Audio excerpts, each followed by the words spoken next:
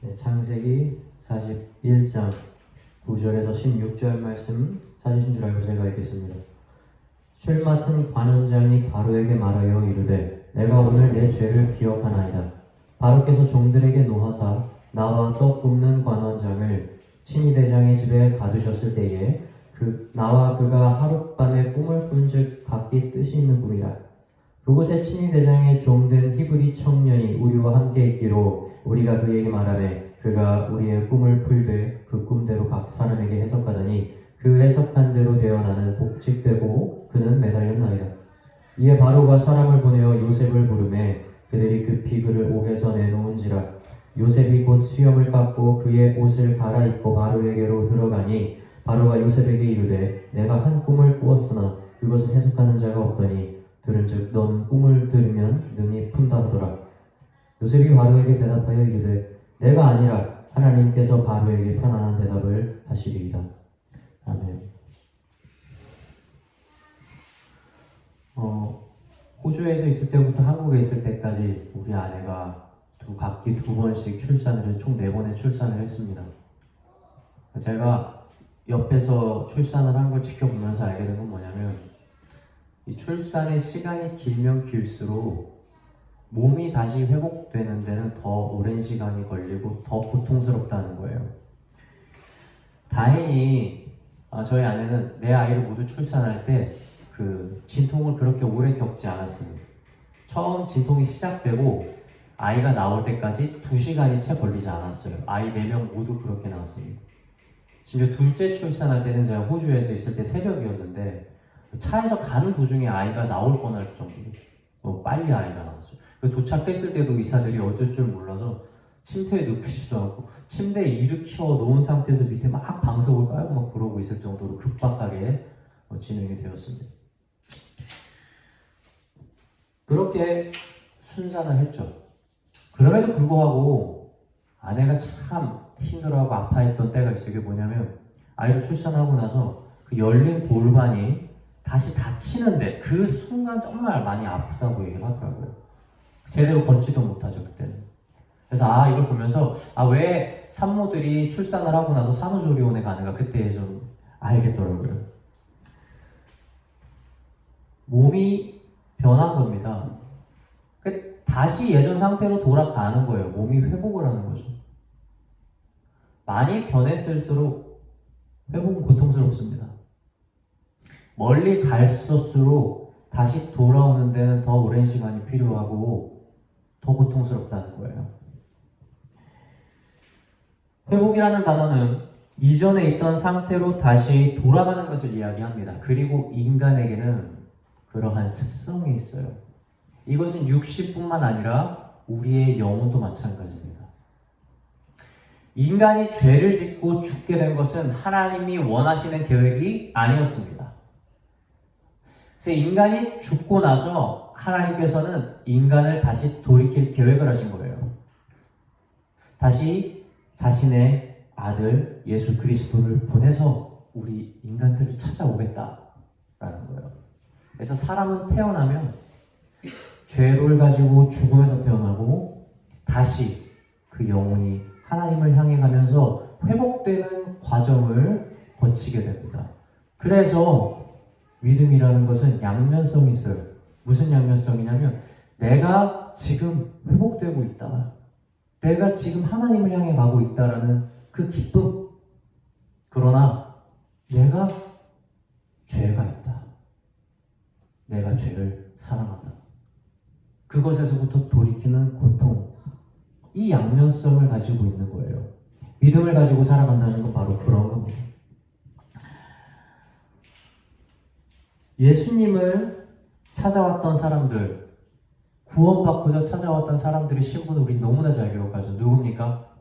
바로 죄인들, 병자들, 그리고 사람 취급받지 못했던 여인들이었어요. 이런 사람들이 예수님 곁에 와서 무릎을 꿇을 수 있었던 거예요. 왜냐하면 자기들은 안 겁니다. 자기들이 병이 있다는 것을 깨달은 거죠. 그래서 이들은 의원된 예수님이 필요했던 거예요. 실제로 그래서 그들은 치료받고 구원을 받을 수 있었던 거예요. 그런데 이 서기관들, 바리새인들 사두개인들은 어땠습니까? 자기는 병이 없다는 겁니다. 그래서 의원 대신 예수님이 필요가 없었던 거예요.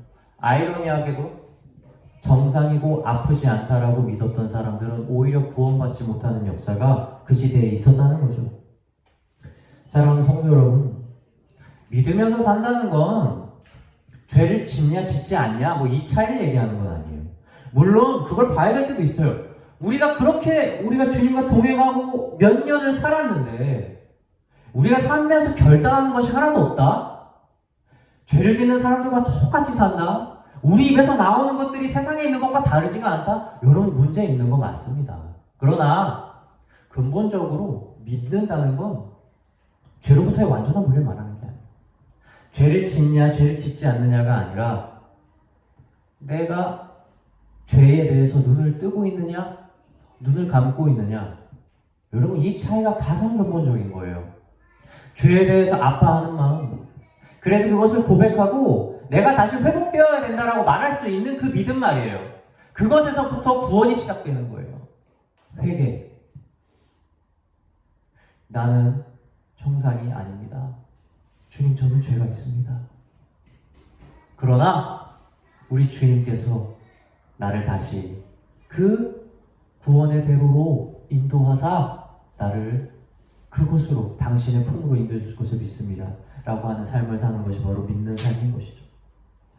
저는 오늘 이 본문 말씀에 등장하는 요셉의 일대기를 짧게 그리면서 우리의 천국으로 가는 길이 어떤가를 여러분들과 나누고자 합니다.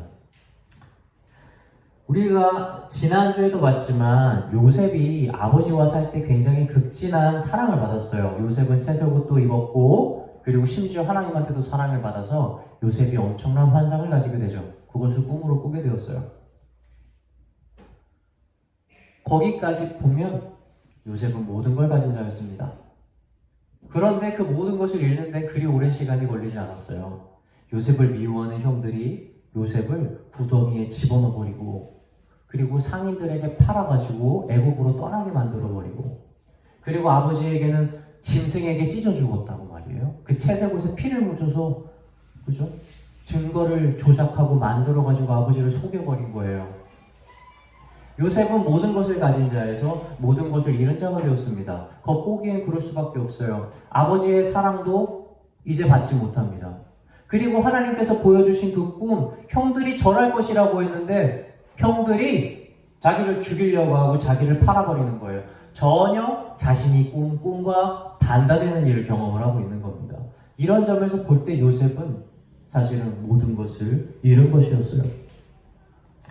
요셉이 팔려갔을 때 요셉이 어디로 팔려가냐면 이 애굽에서 그 보디발의 장군이라고 하는 보디발 장군의 집에 들어갑니다. 이 사람이 칭의대장이라고 하는 굉장히 높은 직분을 가지고 있는 사람이었고 집 안에 왕에게 죄를 지은 자를 가두는 그 감옥도 있던 자였어요. 그 집에 들어가서 요셉이 어떻게 살았는지 보디발이 어떻게 하냐면 요셉에게 자신의 집안의 사물을 모두 맡기는 거예요. 와, 대단한 거죠. 저는 요셉의 차이점은 여기에 있다고 생각해요. 자신이 가지고 있는 그 비전과 가장 멀어졌음에도 그 꿈과 가장 멀어졌음에도 무엇에 충실합니까? 자신의 현실에 완전한 충실을 하는 거예요. 겉으로 볼 때 가장 하나님이 보여주신 것과 멀리 왔을 그때에도 요셉은 포기하지 않은 겁니다. 우리는 여기서 꿈을 꾸는 것과 비전이라고 하는 것에 대한 차이점을 조금 더 명확하게 한번 그려볼 필요가 있어요. 저는 아이들에게 가르치다가 학원에서는 아이들을 가르칠 때 꿈에 너무 집착하지 마라, 꿈에 갇히지 마라 라고 이야기를 많이 합니다. 우리 아이들이 종종 꿈을 꾸잖아요. 아이, 난 커서 뭐가 될 겁니다. 전 여기를 갈 거예요. 전 이렇게 할 거예요 라고 이야기를 할 때 솔직히 선생님이 이렇게 말하는 것이 좀 이상할 수는 있지만 저는 그렇게 얘기해요. 꿈 없어도 된다. 너무 집착하지 마라.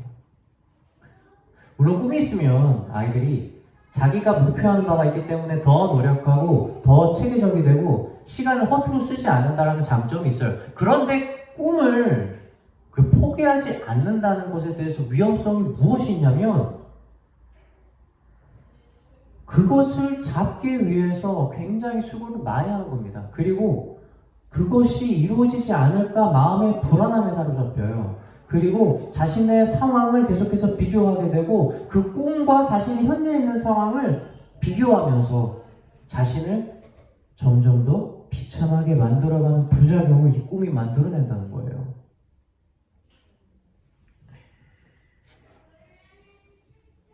꿈은 내 머리에서 나옵니다. 그리고 내 마음에서 나와요. 꿈의 출발점은 나라는 겁니다.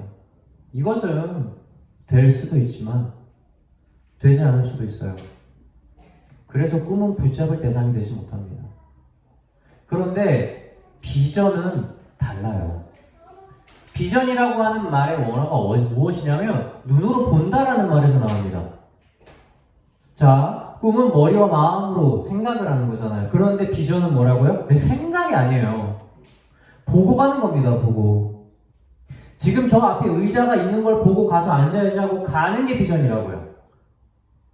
꿈은 내 상상에서 그리는 거, 뭐 알지도 모르면서 가는 게 꿈이고. 그래서 비전과 꿈은 굉장히 차이가 큽니다. 이 많은 젊은 청년들이 이 비전과 꿈을 잘 구분하지 못해요. 자신이 뭐 나중에 커서 막 난 누구랑 결혼해야지, 나는 이러한 직장에 들어가야지, 나는 전무직을 가져야지, 이것을 하나님께서 주신 비전이라고 오해를 해요. 아니요, 그렇지 않습니다. 그 모든 것들은 있을 수도 있고 없을 수도 있고 될 수도 있고 안 될 수도 있는 거예요. 마치 뜬 구름 같아서 잡으려고 해도 잡히지 않는 겁니다. 이것이 꿈이죠. 그러나 비전은 그렇지 않습니다. 너무나 명확하게 존재를 해서 내가 그것을 향해 갈 수밖에 없는 거예요. 그렇다면 비전을 가진 사람들은 무엇으로 비전을 말할 수 있습니까? 아까 말씀드렸죠. 꿈은 뭐에게서 나온다고요? 나에게서 나온다고요. 그래서 이건 다 가짜예요. 존재하지 않는 거예요. 근데 비전은 실제로 보고 가는 거라 그랬잖아요. 그럼 이 비전을 줄 수 있는 건 누굽니까? 여러분, 하나님이에요. 하나님만이 비전을 줄 수 있어요. 하나님의 말씀만이 비전이 될 수 있는 거예요. 그래서 우리가 오늘날 나아가서 비전에 대해서 이야기한다면 우리의 입술에 하나님의 말씀을 담는 것이 비전이지, 우리가 앞으로 일어나게 될 일에 대해서 내가 생각하고 예상하는 일을 말하는 게 비전이 아니라는 겁니다. 여러분, 착각하면 안 돼요. 요셉에게 꿈을 보여주셨습니다. 여러분, 이게 꿈입니까? 비전입니까? 왜 꿈이에요? 아니, 비전이에요. 그것은 하나님께서 보여주신 것이 맞아요. 왜냐하면 그것을 요셉의 삶을 통해서 보면 알 수 있어요.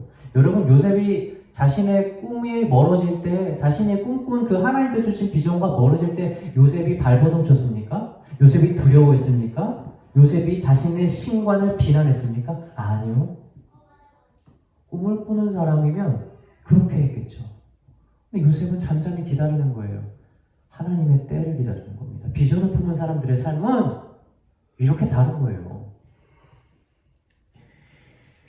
그렇다고 여러분, 뭐 하나님한테 나한테도 요셉처럼 뭐 꿈을 달라 이런 기도하지 마세요. 꿈 안 줍니다. 예수님께서 이 땅에 오셔서 무슨 역할을 하셨습니까? 선지자직을 마쳤어요. 그리고 올라가셨습니다. 예수님께서 우리에게 말씀을 주고 가셨어요. 계명도 다 줬어요. 완료를 다 하셨다니까요. 그래서 예수님께서 행하신 일들과 예수님께서 가르치신 말씀을 토대로 이것을 뒷받침하는 성경책을 모아서 여기 만들어 놓은 겁니다. 계시가 다 끝난 거예요. 이제 이 말씀 외에 다른 계시를 이 땅에서 누구도 얘기할 수 없는 겁니다. 그게 이단이에요, 이단. 이거 말고 다른 거 줄게. 예수님 말고 다른 게 있어. 다 이단이에요.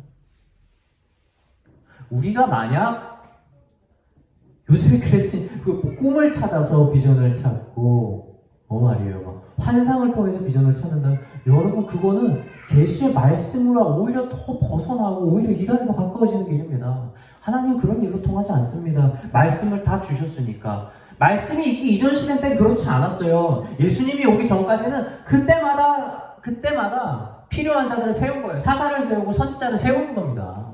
말씀을 줘야 되니까. 그때 승리할 수 있는 말씀. 그런데 이 모든 것들이 완료가 된 시대인 겁니다. 그래서 성경에서 등장하는 시대랑 오늘날 우리가 살고 있는 시대를 여러분 컨텍스트를 동일하게 가지면 안 됩니다.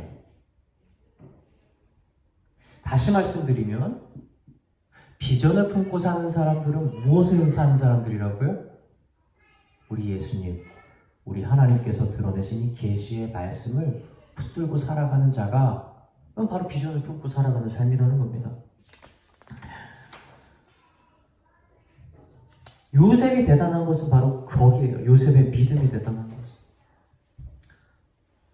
가장 자신의 꿈과 멀어지고 있다는 것을 경험하는 그때에 하나님의 때를 잠잠하게 기다리는 그 믿음. 비전을 품은 사람들의 삶인 겁니다. 꿈을 꾸는 사람들은 그것을 이루는 주체가 자기 자신인 걸 너무나 잘 알아요. 그래서 자기 자신한테 집중을 합니다. 그래서 매번 상황을 보면서 두려움에 사로잡히는 거예요. 아, 이거 이루지 못하면 어떨까라는 두려움을 가지고 있는 겁니다. 세상 사람들이 가지는 꿈은 다 무엇에 있어요? 다 물질이랑 관련된 거예요. 조금이라도 더 가져보려고, 조금이라도 더 얻으려고, 이것을 못 가지면 혹시나 어쩌나 하는 그 두려움이 그들 마음 가운데 항상 있는 거예요. 우리 오늘 기도 제목에서의 첫 번째 기도 제목처럼 왜 젊은 사람들이 지금 그렇게 힘든 거예요? 무리하게 왜 투자를 하고 왜 빚을 내서 그렇게 자살하고 싶다는 말을 많이 하냐고요. 그들의 가지고 있는 마음의 꿈이 무엇인 것을 드러낸 겁니까? 바로 돈인 것을 드러낸 거예요. 그것을 가지지 못하니까 삶의 의욕이 없는 겁니다. 그것이 없어지니까 자신의 삶의 의미가 없는 거예요. 세상 사람들은 이것을 꿈꿉니다.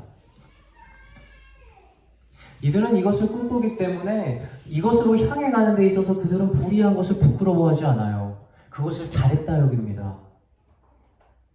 사업을 하면서 세금을 다 내는 것은 바보예요. 탈세를 하고 방법을 바꿔서 편법을 써서 그것을 아끼는 자가 승리인 거예요. 왜냐하면 돈이 목적이니까. 돈을 벌기 위해서 일반적인 사람들이 짓는 죄들을 다 옳다고 여기는 것들을 그렇다고 여기는 거예요. 왜 그렇습니까? 돈이 꿈이니까. 꿈을 가지고 사는 사람들의 삶은 다 이렇습니다, 여러분. 그것이 비단 돈이 아닐지라도 반드시 그것을 향한 욕심 때문에 내 마음이 사로잡히고 내가 자꾸 그 마음의 중심을 내주고 그리고 스스로 계속 두려워하고 계속 아파하는 거예요. 이것이 꿈을 가진 사람들의 사는 그 한계점이라는 거죠. 그러나 반대로 비전을 품은 사람은 그것을 이루는 주체가 자기 자신이 아니라는 걸 알아요. 그것을 이루는 분은 하나님이라는 것을 알고 또 그것을 믿고 간다는 겁니다. 그래서 마음이 항상 담대하고 흔들리지 않습니다. 지금 상황이 어떤지에 대해서 크게 연연하지 않아요. 그리고 지금 당장 있는 순간에서 내가 이윤을 내는 게 올바르지 않다라고 믿고 그것이 오히려 나중에 자신의 비전과 틀어지게 된다는 것을 더 알기 때문에 오히려 하나님에 더욱더 가까워지는 그 관계에 집중을 하는 것이에요. 그것이 누굽니까? 이 비전을 가진 사람들. 믿는 사람들이 할 수 있는 삶의 선택인 거예요. 요셉의 삶이 그러했어요.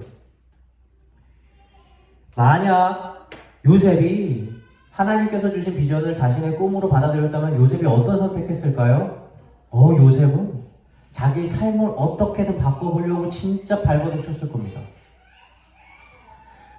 요셉이 보디발 그 장군의 아래로 들어가서 살았잖아요. 요 전에 있었던 일인데 지금 본문 말씀에 보면 증언하지 않습니까? 요셉이 감옥에 갔어요. 근데 무슨 일로 감옥에 갔냐면 요셉이 보디발 장군의 집에 있을 때 그의 아내가 이 요셉을 동침하자고 꼬시는 겁니다.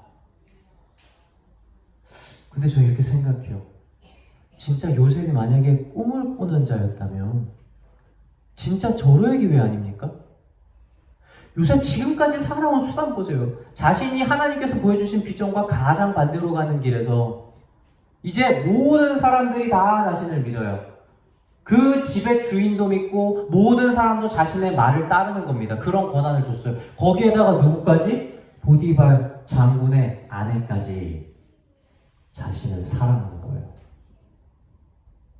기회가 찾아온 거 아니에요? 세상적 관점으로는 이제 내가 드디어 내 지금까지 있었던 모든 서름을 떨어내고 내가 저 위로 올라갈 수 있겠다. 보디발 아내를 발판 삼아서 내가 올라가야지. 생각 안 하겠어요. 보디발 아내만 입 다물면 보디발 아내를 날 사람은 고추이도 날 믿으니까 내가 그거 이용해서 조금씩 올라갈 수 있다는 생각 여러분 안 하겠습니까? 꿈꾸는 사람은 그렇게 했을 거예요. 그런데 요셉이 비전을 품은 사람이에요. 그렇게 유혹하는 아내한테 뭐라고 말합니까? 내가 내 주인과 하나님께 범죄할 수 없습니다. 라고 말하면서 그걸 뿌리치고 그 자리를 도망가 버리는 겁니다. 그 아내의 유혹이 얼마나 컸던지 그 옷을 잡아서 뺏어버린 거예요. 그래서 그 아내가 나중에 어떻게 합니까? 소리를 치면서 말이에요. 요셉이 나를 겁탈하려고 했다. 이 옷을 봐라. 내가 빠져나왔다. 이렇게 얘기를 해가지고 그 보디발 장군이 요셉을 옥에다 가두는 겁니다. 저 요셉이었으면 많이 억울했을 것 같아요. 아니 그래도 내가 진짜 그 상황에서 내가 이용하지 않고 하나님 말씀, 내가 하나님 비전 품고 하나님을 두려워하는 마음으로 당신께 순종했으면 적어도 이 정직함으로 내가 얻을 것이 있었어야지요. 아니요. 하나님이 더 멀리 보내버리는 겁니다. 요셉은 이제 죽음을 앞둔 자가 된 겁니다. 그렇게 옥에서 생활을 하게 된 거예요. 그런데도 요셉은 비전을 품었기 때문에 원망하지 않습니다. 참 요셉은 가는 곳곳마다 사람들에게 인정을 받아요. 그 옥에서는 무슨 일이 일어나냐면 요셉이 주변 사람들을 계속 다 도와주고 일을 다 처리를 하니까 그 옥의 간수장이 요셉한테 그 간수장과 관련된 모든 일을 위임을 해서 맡긴 겁니다. 옥에 들어가서도 대장이 된 거예요. 요셉은 자신이 가지고 있는, 자신이 할 수 있는 모든 일을 충성을 하는 거죠. 참 마음이 낮은 자예요. 요셉은. 그렇죠? 그렇게 요셉에게 그런 일을 하는데 어느 날 그 자신과 같이 생활을 하는 간수 2명이 있었어요. 누구냐면 한 명은 애국 왕의 떡을 굽는 자, 빵을 굽는 자. 두 번째 사람은 포도주를 내는 사람이었어요.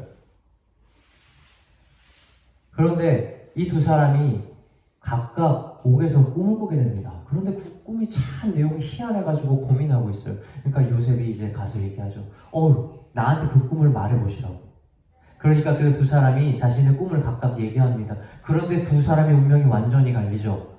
이 빵을 굽는 자는 자신의 직위가 회복돼서 다시 빵을 굽는 자가 아니라 그 포도주를 내서 잔을 올리는 자. 이 사람은 자신의 직위가 다시 회복돼서 바로 옆에 다시 서게 되지만 이 빵을 굽는 사람은 바로의 잔치가 있는 그날에 목이 잘려서 죽게 되는 결과가 있다고 예언을 다 하는 거예요. 그러면서 요셉이 부탁을 합니다. 그 포도주를 만드는 자에게 당신이 만약에 나가게 된다면 나의 억울한 사정을 왕에게 좀 알려주십시오. 그러니까 뭐라고 얘기해? 포도주를 만드는 사람은 당연히 그렇게 하겠다고 하는 거예요. 왜냐하면 요셉이 그 꿈을 해석해준 게 얼마나 고마웠겠어요? 그리고 요셉밖에 없고 자기의 직위가 너무 낮으니까 지금은 죄인으로 있으니까 그렇게 하겠다고 한 겁니다. 그리고 그 두 사람이 밖에 나가서 진짜 빵을 만드는 사람은 목매에 달려 죽게 되고 목이 잘려서, 그리고 포도주를 내는 사람은 다시 자신의 직분이 회복되게 된 거예요. 그런데 이 포도주를 내는 사람이 요셉을 잊습니다. 자신의 직위가 회복되고 나서. 요셉의 생각처럼 되지 않을 거예요. 그리고 세월이 지나서 이번엔 누가 꿈을 꿉니까? 바로 왕이 꿈을 꾸죠. 살찐 암소 7마리가 아주 파리약 막 병들어 죽을 것 같은 암소 7마리가 그 나머지를 다 잡아먹는 그런 꿈을 꾸게 되면서 마음에 번민이 큰 거예요. 그래서 자기 나라에 있는 사람들을 다 불러가지고 꿈을 해석하는 사람들을 맡겼더니 아무도 해석해내지 못합니다. 그렇게 바로가 번민할 때 딱 누가 등장을 합니까? 그 술 따르는 자 말이에요. 그 포도주 내는 사람이 딱 기억을 낸 거예요. 나 예전에 내가 저기 옥에 있었을 때 요셉이라는 사람이 내 꿈을 해석해줬었는데. 그래서 왕에게 이야기를 합니다. 나에게 여차여차해서 이런 일 해준 사람이 저 옥에 있습니다. 그 사람이 친위대장의 종이었는데 꿈을 해독해낼 수 있어요. 이렇게 얘기를 하는 거예요. 성경이 근데 그 시간을 뭐라고 얘기하냐면 만 2년이라고 이야기를 해요. 2년. 정말 요셉은 너무 멉니다. 그죠? 너무 멀어요. 이제 자신이 그것을 이야기해줘서 포도주를 내는 관원이 나아가면 이제 될 거라고 생각했는데 또 그 말이 나오기까지 2년인 거예요. 2년 동안 옥생활을 한 거죠. 성경엔 그려져 있지 않았겠지만 요셉 마음이 어땠겠습니까? 자고 일어나면 이제 왕이 나한테 올까? 내 억울함을 이야기해줄까? 매번 기다리지 않았겠어요?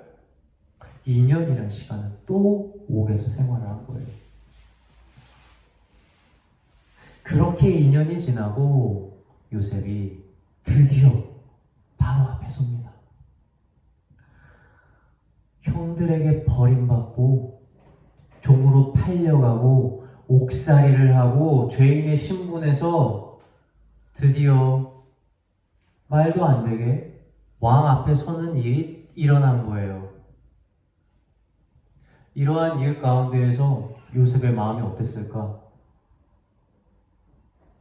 요셉이 이 자리에서 꿈을 꾸는 자였다면 요셉은 어떻게 했을까요? 두 번째 찾아온 기회이지 않습니까? 이 기회를 이용을 해서 자기가 높아지려고 했을 겁니다. 바로가 물어오는 본문 말씀을 한번 보겠습니다. 15절 말씀. 바로가 요셉에게 이르되 내가 한 꿈을 꾸었으나 그것을 해석하는 자가 없더니 들은즉 너는 꿈을 들으면 능히 푼다 하더라. 16절.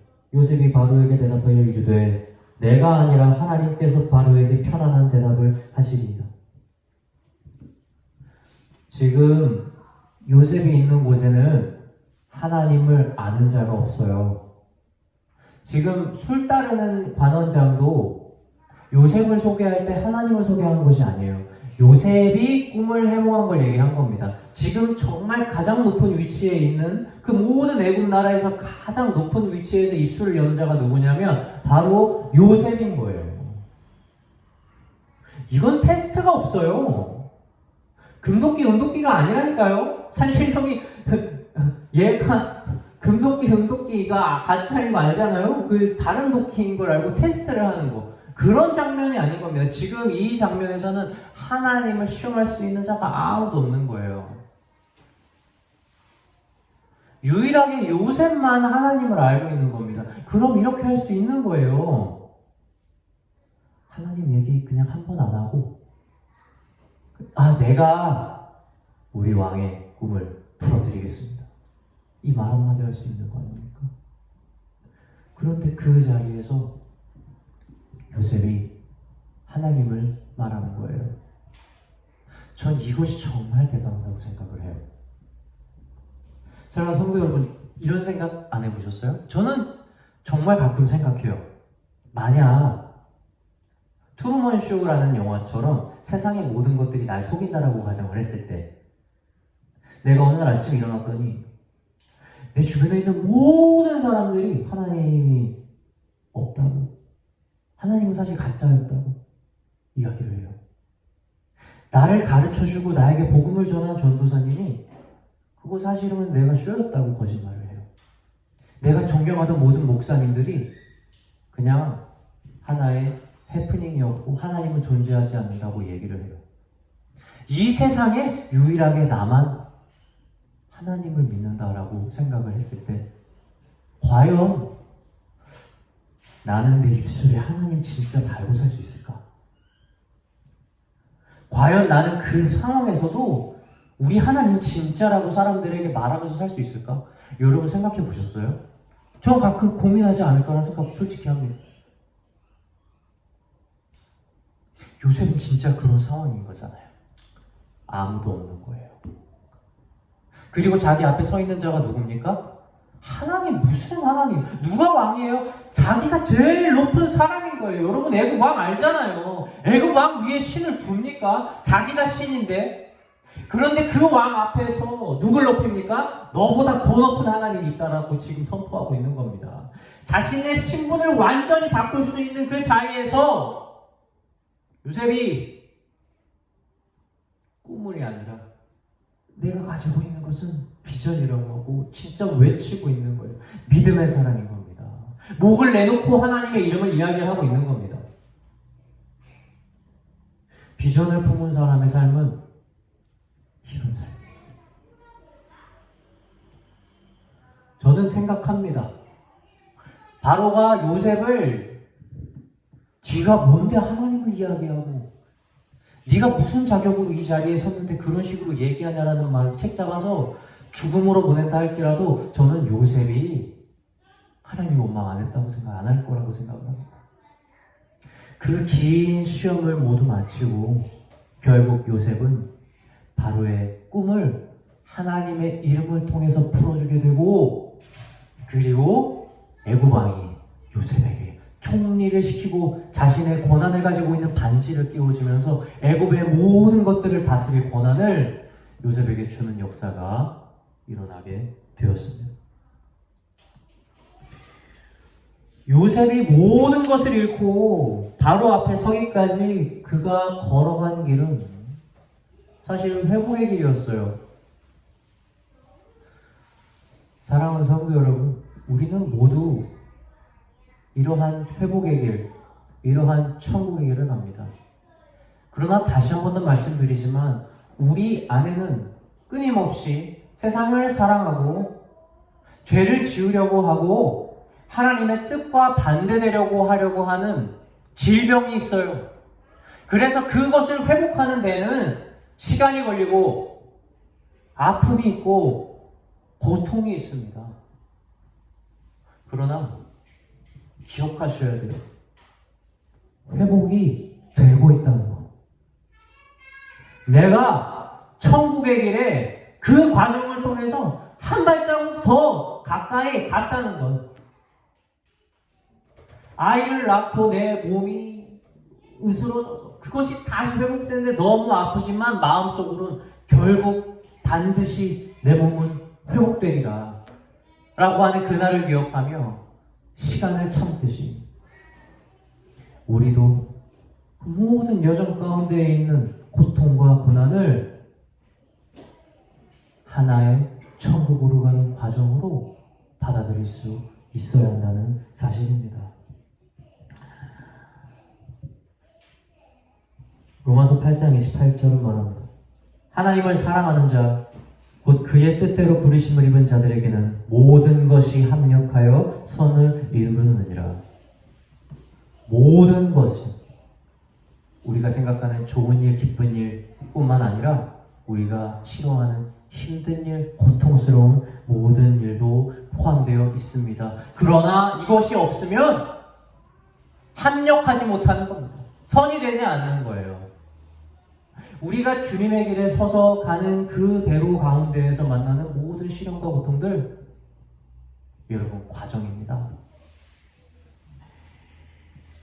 다른 사람들이 볼 때 하나님께서 우리를 버린 것 같은 순간에서도 우리가 가진 것이 꿈이 아니라 비전이라는 확신을 가지고 고통의 순간조차 천국으로 가는 한 발자국임을 기억하여 주어진 모든 일에 감사하고 최선을 다하는 저와 여러분이 되게 주님의 이름으로 축원합니다.